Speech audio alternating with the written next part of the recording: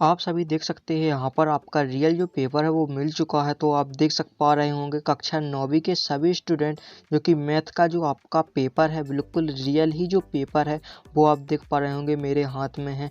तो यदि मैं आपको इस प्रकार से बताऊंगा कि ये पेपर ये रहा तो इस प्रकार से नहीं बताऊंगा, इसीलिए मैं इसका PDF बना लिया हूँ। तो आइए आप सभी को उसका PDF दिखाता हूँ। तो चलिए आइए देख लेते हैं वीडियो में। जी हाँ विद्यार्थियों, देख सकते हैं आप यहाँ पर इसका PDF तैयार कर लिया है मैंने। तो आप सभी को बताया जाएगा कि किस प्रकार से आपका पेपर आएगा, फुल सॉल्यूशन के साथ आपको बताएंगे। जी हाँ, सॉल्यूशन भी देंगे, जैसा कि आपको बताया था एक और वीडियो में आप सभी को बता दिया गया था ऑब्जेक्टिव। तो उससे आगे के भी आपको सभी क्वेश्चन देखने को मिल जाएंगे। तो यहाँ पर देख सकते हैं कक्षा 9वीं परीक्षा आप देख सकते हैं मैथ यानी गणित का। यहाँ पर देख सकते हैं 2021-22 का जो आपका पेपर है, आप देख सकते हैं 80 अंक का पेपर आएगा आपका। तो आप देख लीजिए, आपको 3 घंटे करने के लिए दिए जाएंगे। तो आपको फुल डिटेल में देख लेना है। वहाँ पर आपको रोल नंबर भरने के लिए आएगा, अपने पेपर में भर लेना है। इसके बाद चलते हैं, कुछ निर्देशांक आपको दिए जाएंगे कि सभी क्वेश्चन करना अनिवार्य है इस प्रकार से।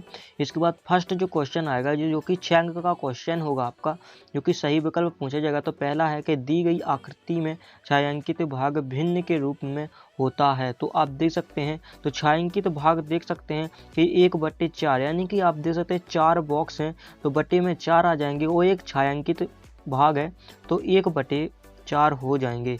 तो ये हो चुके हैं यहाँ पर। इसी प्रकार से इसका आंसर आ गया, यहाँ पर देख सकते हैं 1/4। इसके बाद दूसरा है कि निम्नलिखित में से कौन सी संख्या अपरिमेय है। इसमें अपरिमेय संख्या पूछी है तो 1/√2 है जो वो अपरिमेय संख्या है।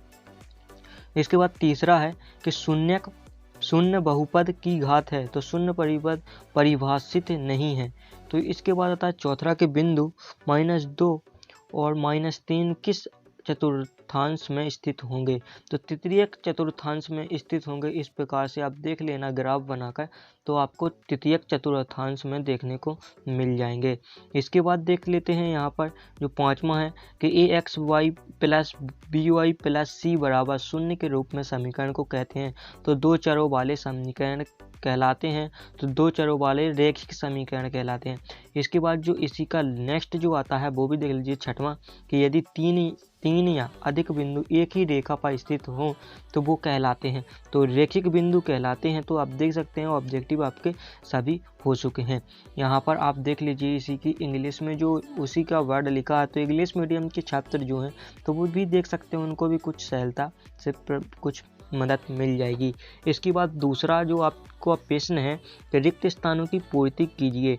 तो आप यहाँ पर देख सकते हैं 7 अंक के क्वेश्चन पूछे जाएंगे रिक्त स्थान की। तो पहला है कि 3/5 में 1/5 को घटाने पर 25 प्राप्त होते हैं। तो आपको इस प्रकार कर देना है। दूसरा है कि 1 मीटर साइकिल की कीमत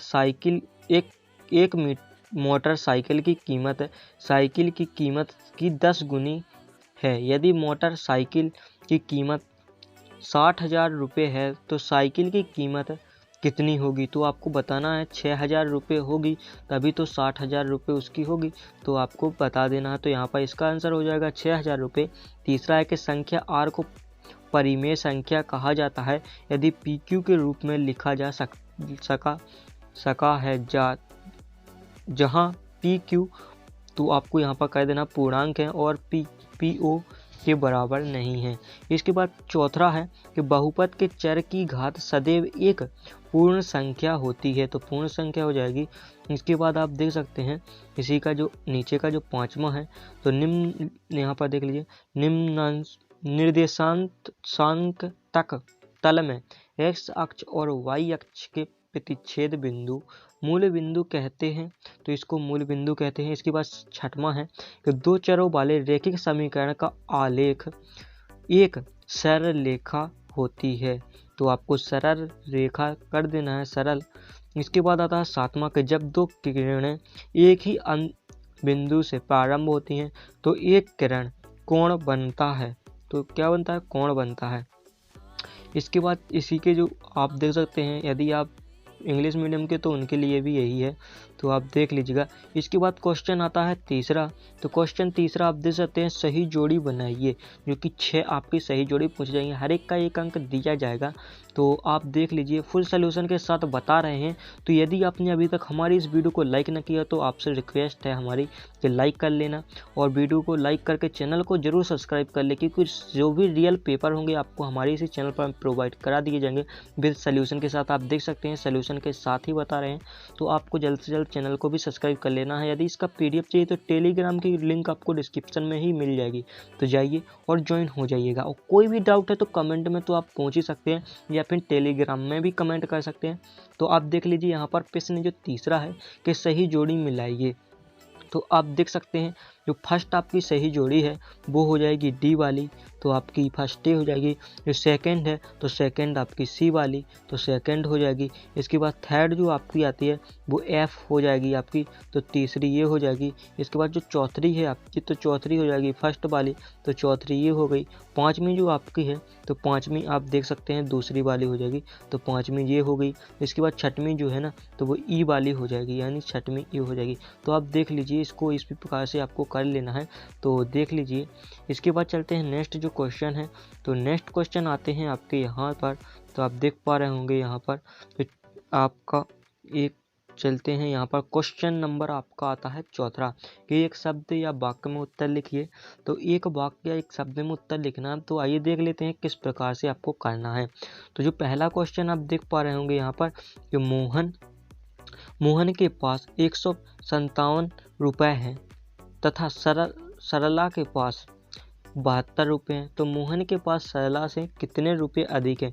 तो आपको क्या कहना है ना, 100 इस घटा देना है, यानी कि मोहन के रुपयों से सरला के रुपये को घटा देंगे तो आपका निकल आएगा, यदि आप निकालना चाहे। वरना उसका आंसर जो है ना राइट, तो आप देख सकते हैं यहाँ पर 85 रुपये आंसर इसका राइट है। इसके बाद दूसरा है कि त्रिभुज ABC में BC आधार तक AB शीर्ष लंब है, तो त्रिभुज के क्षेत्रफल को सूत्र के रूप में व्यक्त कीजिए। तो त्रिभुज का क्षेत्रफल जो रूप में आपको AB के रूप में करना है ना, तो हो जाएगा त्रिभुज का क्षेत्रफल बटे 1/2 होता है, तो कोष्टक BX + AXO हो जाएगा। तो अब देख पा रहे होंगे यहाँ पर आपका वो भी लिखा हुआ है। इसके बाद चलते हैं तीसरे क्वेश्चन की ओर। तो तीसरा क्वेश्चन भी आप यहाँ पर देख सकते हैं कि सर्वांगसम आकृतियाँ किसे कहते हैं। तो आपको इसकी परिभाषा लिखनी है। तो वे आकृतियाँ जिनके आकार और माप समान हो तो समांगसम आकृतियाँ कहलाती हैं। तो सर्वांगसम में जिस समान आकार होता है, यानी आकृति जो होगी ना समान आकार की होगी, उसकी लंबाई समान होगी, चौड़ाई समान होगी और ऊंचाई भी समान होगी। इसके बाद जो चौथा है कि यदि एक चतुर्भुज की सम्मुख भुजाओं का प्रत्येक युग्म बराबर हो तो उसे क्या कहते हैं। तो आप देख सकते हैं समांतर चतुर्भुज कहते हैं, क्योंकि समान ही है तो समांतर ही चतुर्भुज कहलाएगा। इसके बाद पांचवा है कि अधिक कोण के माप की परास क्या होती है। तो अधिक कोण की परास 900 से 1800 के बीच में होती है। तो इसके बाद जो छठवां क्वेश्चन है, छठवां है कि यदि दो वृत्त परस्पर दो बिंदुओं पर प्रतिच्छेदित करते हैं तो उनके केंद्र उभयनिष्ठ जीवा के लंब समादुभाजक पर स्थित होता है अथवा नहीं।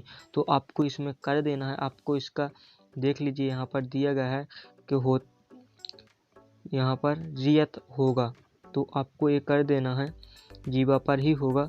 इसके बाद आपको इसका नेक्स्ट जो क्वेश्चन है सातवां, तो एक शंकु की ऊंचाई एवं त्रिज्यक ऊंचाई क्रमशः 12 सेंटीमीटर और 13 सेंटीमीटर है, जो इसकी आधार की त्रिज्या क्या होगी। तो 5 सेंटीमीटर होगी। इसके बाद चलते हैं नेक्स्ट जो आपको क्वेश्चन पूछे गए हैं, तो वो भी, और जो इंग्लिश मीडियम के बच्चे हैं वो भी देख लीजिएगा, कुछ हेल्प हो सकेगी। अब मैं ये नहीं कह सकता कि इंग्लिश मीडियम या हिंदी मीडियम के में यही आएगा, लेकिन हाँ जो पेपर है वायरल पेपर वो आपके लिए सॉल्यूशन सहित बता रहे हैं, तो आप इनको याद जरूर कर लेना। यदि स्टूडेंट याद नहीं किया, इसीलिए आपके लिए सॉल्यूशन लेकर आए हैं कि आप इसी वीडियो को फुल देखकर, पूरा वीडियो देखकर सभी क्वेश्चनों को हल सहित समझ सके। यानी कि आप यदि आप 25 या 26, 28 या 32 जो अंक के आपके जो क्वेश्चन आने ना ऑब्जेक्टिव, कम से कम वो तो कर सकेंगे आप, तो आपको एक देख लेना है और चैनल को सब्सक्राइब कर लेना। जैसे ही रियल पेपर मिलेगा ना तो बिल्कुल आपको सॉल्यूशन के साथ हमारे चैनल पर मिल जाएगा। इसके बाद पहला जो है ना कि किसी घटना के घटने की प्रायिकता 1 से अधिक नहीं हो सकती है, तो ये सत्य है कि नहीं हो सकती है। दूसरा है कि अधिकतम बारंबारता वाले प्रेक्षक को बहुलक कहा जाता है, ये सत्य है। तीसरा हो जाएगा अर्ध गोले के पृष्ठीय क्षेत्रफल और संपूर्ण पृष्ठीय क्षेत्रफल के अनुपात 2:3 होता है, ये सत्य है। चौथा है कि विषम बाहु त्रिभुज के क्षेत्रफल का सूत्र, तो ये आपका असत्य हो जाएगा, ये सूत्र नहीं होता है, तो आपका ये असत्य हो जाएगा। इसके बाद पांचवा जो क्वेश्चन है, चलिए वो देख लेते हैं। तो पांचवा कि केंद्र को वृत्त पर किसी बिंदु से मिलाने वाली रेखाखंड वृत्त की त्रिज्या होती है, बिल्कुल सत्य है, त्रिज्या ही कहलाती है। इसके बाद छठवां है एक ही आधार या बराबर आधार वाले एक समांतर रेखा के बीच स्थित त्रिभुज क्षेत्रफल के बराबर होगा। जी हाँ, बिल्कुल सत्य है ये।